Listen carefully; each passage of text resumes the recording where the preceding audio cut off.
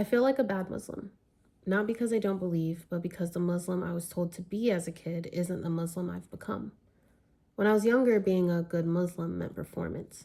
I knew my surahs, I recited them perfectly, I was polite, and I learned not to ask questions. I played the part so well that no one noticed I didn't actually understand what I was living.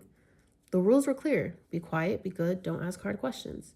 And every time I did ask, questions like why God is called He, but we're not supposed to personify Him, I was met with silence, anger, disappointment. So I learned that being a good Muslim meant being small. It meant protecting everyone's comfort but my own. As I got older, those ideas followed me. They just changed shape. To one person, being a good Muslim meant preparing for marriage. To another, it meant covering my hair. To my peers, it meant never showing doubt. To my non Muslim friends, it meant being confident enough to break stereotypes. Everyone had a version of who I was supposed to be, but none of those versions felt authentic to me. The truth is, I can't hold them all. I can't be every definition at once. And somewhere in trying to live up to them, I lost sight of what being a Muslim feels like. For me, faith has always been tied to justice, to showing up for others, to making the world fair, to leading with compassion. It's in asking hard questions, not avoiding them. It's in believing that God gave us minds to think, not to silence. But those old definitions of good still whisper to me. They remind me of misogyny dressed up as modesty. They remind me of racism disguised as protection. They remind me of fear and shame masquerading as faith. And that's why sometimes I feel like a bad Muslim, because I'm shedding all of that. I'm letting go of the performance. I'm letting go of the need to be seen as devout, perfect, or certain. I'm choosing to believe that God meets me in my questions, not just my answers. When I sit down to pray, I still feel the performance creeping up. I still feel the pressure to do it right. But then I remember the prophet didn't receive revelation until 40. Maybe it takes a lifetime to understand how to meet God. Maybe I don't have to have it all figured out by 25. Maybe it's okay to be in the middle of becoming. What strikes me most about the part of the prophet's story is that his life before revelation mattered. It wasn't wasted time, it was sacred preparation. When I was first reading about his life, I remember being halfway through the book before revelation even came up.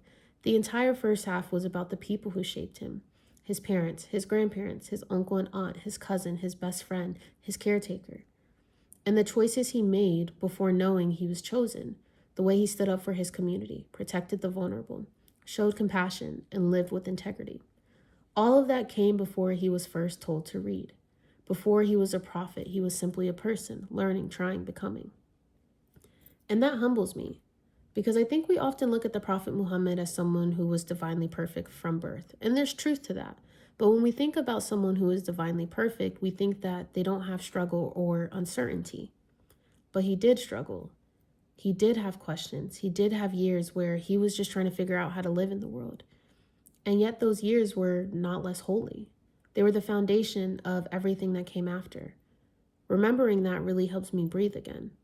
It reminds me that I'm supposed to live through the process, to make mistakes, to learn, to meet people, to try and fail and try again. Revelation didn't erase his humanity, it elevated it.